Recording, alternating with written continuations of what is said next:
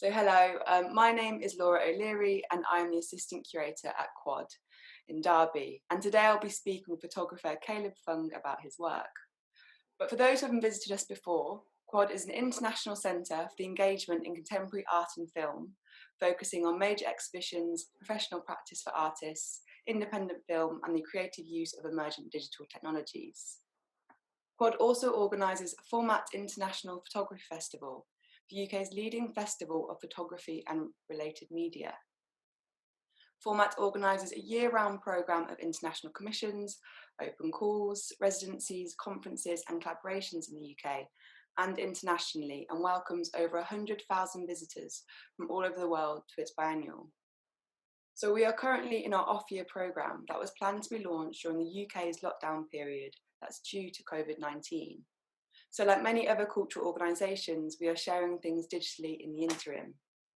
For example, Caleb Fung has been taking over our Format Instagram page this week and will be speaking with us today. I'm really pleased to be speaking with Caleb, as we had planned for him to visit us for the launch of our Format Off-Year programme, which has been postponed, as he was awarded the WMA Format Fellowship, which is a professional development opportunity. The WMA Fellowship is part of WMA's development programme that aims to spark discussions of social issues of great importance to Hong Kong through visual images with a view to fostering positive change. Each year, WMA select a theme for their programme, and the 2019-20 theme was Light. Caleb was selected for his series of work, Glory 503, where he has redocumented the 2019 Hong Kong protests by using everyday materials such as cotton and water to recreate moments from the demonstrations. His fictional constructions are visually attractive, where weapons, tear gas and laser beams appear as symbols of protest, offering an alternative and reflective insight into the movement in Hong Kong. So from here, I will pass over to Caleb, who will discuss his work, and we'll have some questions at the end. Okay, thank you, Laura, for the introduction. So I would like to talk a bit more about my series, Glory 503. Perhaps I should share my screen right here. All right. I think some of the symbols are quite universal in my body of work and can be easily recognized, but some of them might need a bit of an explanation and background story in order to have a better understanding.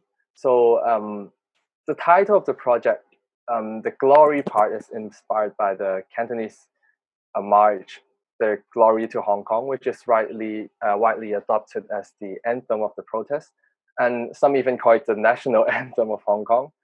And the word glory in Cantonese also partially means light, which echoed with the WMA theme of the year, and also light is also a main element of the body of work. And 503 is the number of the extradition bill on the legal documents. So the title of the work kind of already tells my standpoint, and I think it's a good sum up of the work. And for myself, during the movement, life is really depressing, and I wanted to do something as a photographer or as an individual. But in the beginning, I tried to shoot something on the streets, and I just didn't feel right, as I'm not a photojournalist, and I feel like I'm not the most legitimate person to take photos in the scenes. And also, people are really sensitive to cameras. And also, as a participant in the rally, the identity of myself is really not a photographer for myself, I mean. And so I barely took any photographs, and it just didn't feel right. So after a while, instead of taking photos on the streets, I came up with the idea of reconstructing some symbols and moments of the movement. So I picked some everyday objects, and then they kind of echo with the everyday life we have facing the police or the government, and then all the conflicts and injustice. For instance, the first image here is the riot police, and I think it's the most profound and kind of terrifying image for myself. And even on the news, the image images of the rat police is all over the places. They are shouting and pointing their torches towards the reporters, and every time we turn on the news, it's just close up of a police and and yeah, and chaos. And they cover their faces with reflective material, which makes them even more terrifying. And then, in certain extents, less humane. And I think the approach of using the objects to reconstruct the image instead of like taking a real photograph of the police is kind of um, let myself have a sense of security when approaching the subject, because for the image it's actually a light dome for a flash, and then a rubber ball, and then just a little LED torch. But it's quite the image of the police. As you can see, the outcome, I think it's quite profound, but I didn't have to really face and confront the real actual thing, which is the police. And that's why I picked this approach. And the second image is a baton. It's also another iconic symbol of the police brutality, and we see them all the time. And it's actually a wooden chopstick. So we use them every night at dinner. So yeah, it's an image of the baton. And then the next one is the tear gas, and it's actually some cotton. And then this one is the pepper spray, which we also see most of the time. And then the white foamy part really looks like the pepper spray, but it's actually just water. And then it is just a normal water bottle for watering plants. And yeah, we see them all the time, unfortunately. I mean, the pepper spray. And this one is a sponge grenade, another weapon of the police. And then this one is the mobile lights, which we usually see them in assemblies at nighttime, used by the protesters. Oops. And this one is the police siren. And then I think many of us got very sensitive to the sound and the light of it during the time in 2019. And then it's actually the toilet paper tube, and then some cleaning sponge. And for this one, I think this one is more recognizable for Hong Kongers. It's actually the Hong Kong's airport evacuation. That's how we call it. It's an incident happened last year where thousands of protesters gathered at the Hong Kong International Airport in an attempt to paralyze the airport. But however, the airport is actually located 35 kilometers away from the downtown. And then as the police started to make arrests, people decided to make their way back on foot along the highway. So after that, hundreds of private vehicles come to the rescue. And then some call it the Dunkirk evacuation of Hong Kong. So what you see are I mean, the real thing, they are the backlights of vehicles. And this one is the Lime Rock with a laser beam, which is another iconic incident happened last year during the Mid-Autumn Festival. And then it's a movement inspired by the Baltic Way in 1989. And then the protesters form a human chain from the city and then all the way up to the Lime Rock, and shining their laser pen and singing and belting out slogans. And these are some photos from the media about the protest that night. And the Lime Rock is actually a iconic totem for Hong Kongers. It's a kind of a symbol of the city's resilience and spirit, starting from the 70s. And I think the incident is like giving it another meaning and values on top of that.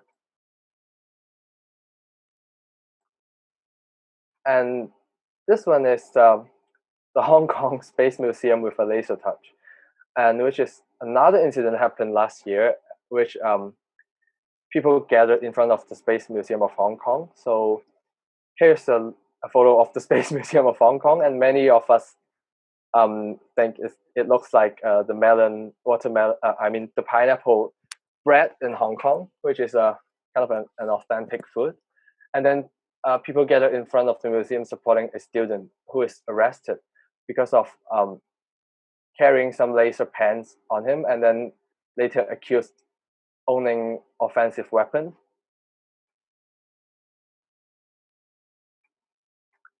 And this is the the bread with the laser touch. I think that kind of is my brief introduction of my work, and then about the protests.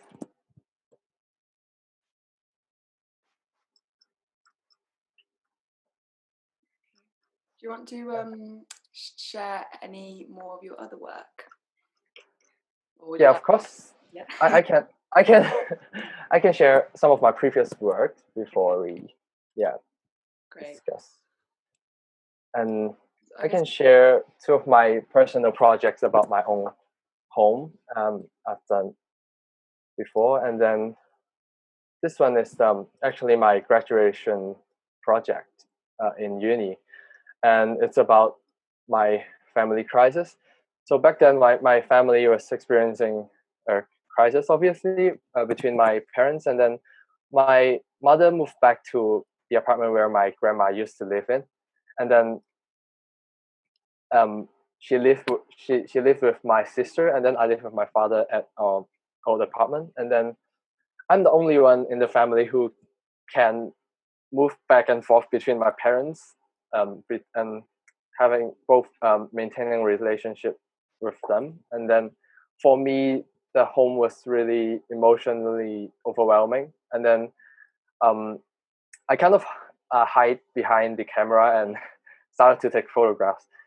And these images are portraits of my family. So this is my mother, and then this is myself with my dog, and this is my sister, and then this is my father.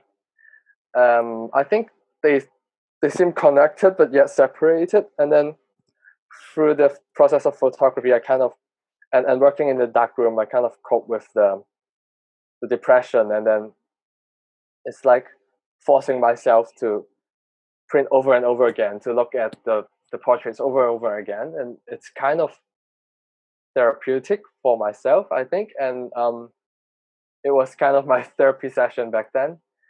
And then this one is a family collage which I found in my grandma's place, and then I think it's kind of sarcastic with all the with the wedding photographs of my parents and then all the family members, and I kind of print them out and then realign them so they look like they're in one frame, but they're actually kind of misaligned.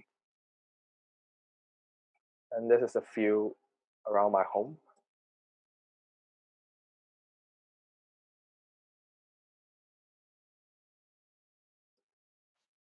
And then this is actually the setup in my graduation show. So I put all the family members back together sarcastically, and then the family collage next to it.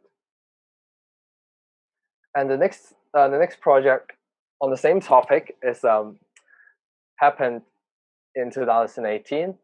It's another WMA contest, and at that time I moved back to the apartment where all of us used to live in, and then there was only my mother and I living in it. And then I found this family portrait in the middle of the living room, and it kind of bothers me with such a clarity. And then I kind of manipulated it and then blur it out and then put it back in. So this is actually the photograph. The actual photograph inside is covered, and then the thing left is a blur image. So I kind of got rid of it for myself, and then this is the a figure of my mother in my grandma's place. I think it's a good representation of her status in the family crisis. And then the second one is the window view, which skyscraper is reflecting some sunlight into my house, which we moved back to. And then it's a new observation of that place, and I kind of um, readapt, and then it's like a whole new place to live in for myself emotionally and also physically. And this is a poster about the exhibition, and here's a photo of the setup, and that's it. Oh, amazing. Okay, brilliant. Thank you. Well, so it's really great hearing about your work. I'm just trying to see if I can make this any bigger, but this is fine. You talk about your work in such like you really share the details, and really like that really opens up the narrative about each image, which is so Mm-hmm. interesting, especially with, I mean, we hear how the Hong Kong protests are reported. Mm-hmm. But I think when I first heard you talk about your work, it completely changed my perception of the feeling of the protest, Mm-hmm. and especially how I didn't know about. I knew about when the airport was kind of like flooded with protesters. Yeah, yeah, But I didn't know that story about how when they left, and about how they were kind of saved by kind of yeah. people who wanted, to support and help. So those Uh-huh. details in your work are really fascinating to hear about. Mm-hmm. Um, and I guess one thing I wanted to talk to you about Glory 503 was Mm-hmm. kind of how you described it as a safe way to approach the subject by kind of Yeah. using these domestic items, and then constructing kind of common scenes from the protests, but in a different kind of way. You said Mm-hmm. you have to kind of face and confront the police in these images, which, Yeah, from how it's reported, looks just terrifying. yeah. Um, so I guess I kind of wondered, how did you get this place where you thought that, when did you start kind of like building these ideas that this is how you're going to reflect on the protests? 'Cause Mm. someone like me, I wouldn't think to do this, so it's just this process. I think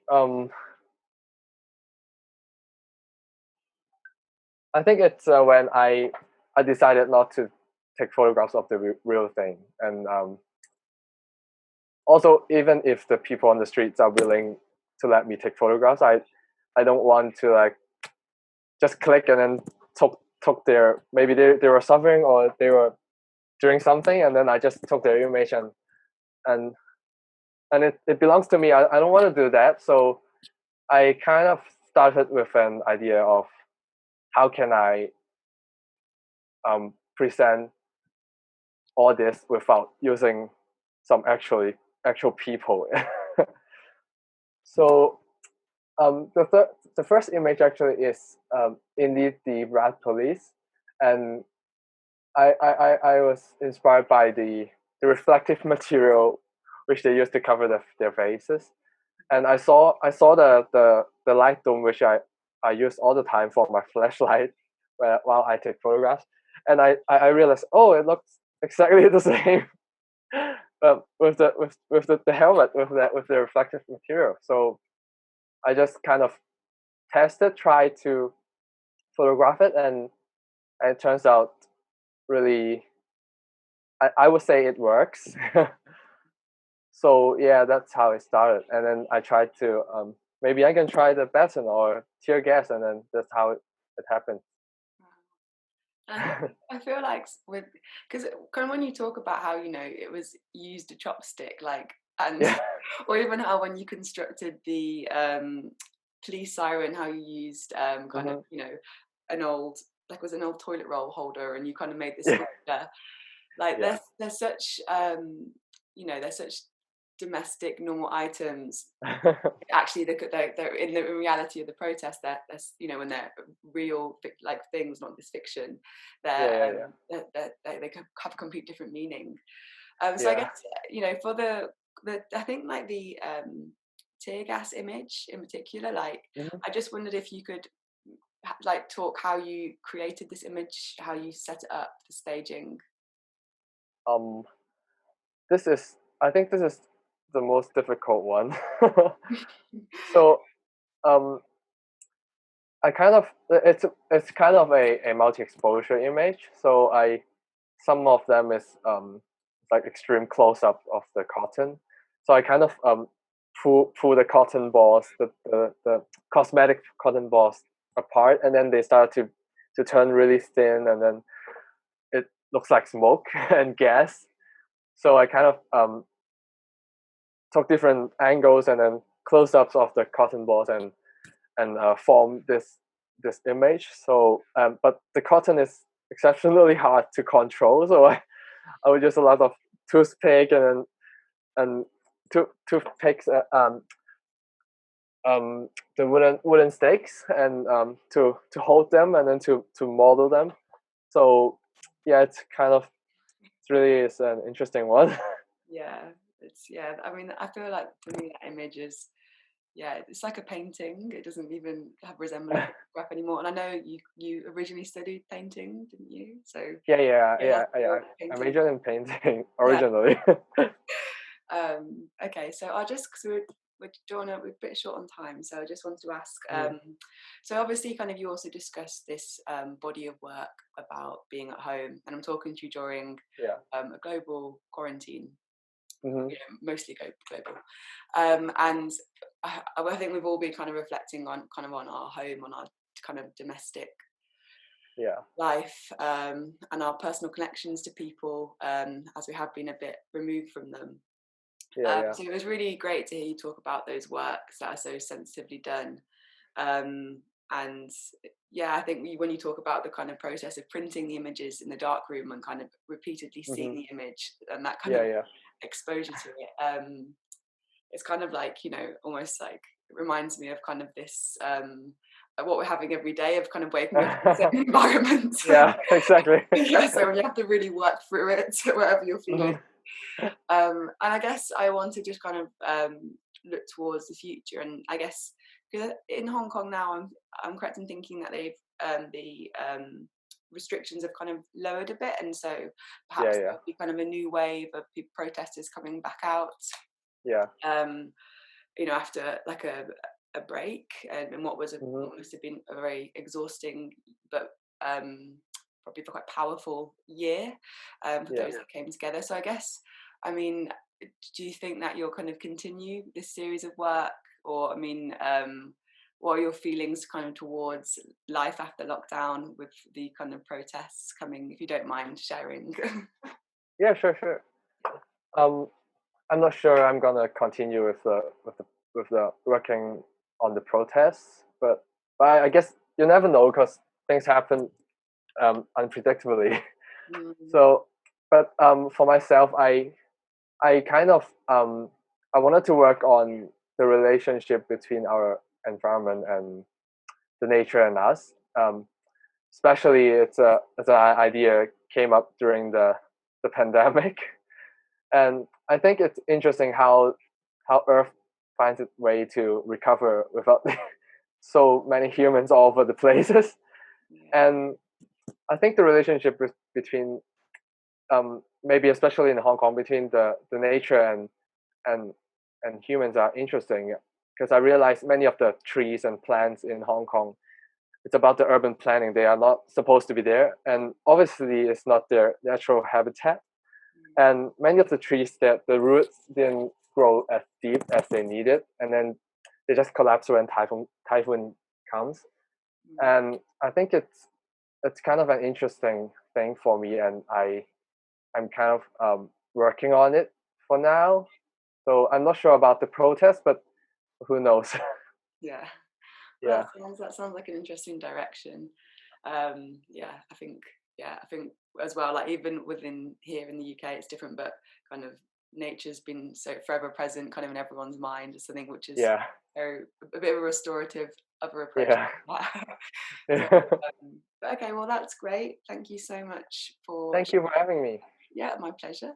Okay, and if you want to see more of Caleb's work, just either look at the Format Instagram takeover or his Instagram page Mhm. and see more of what he's working on. So thank you very Yeah. much. Okay, Thank you, Laura. bye. Bye.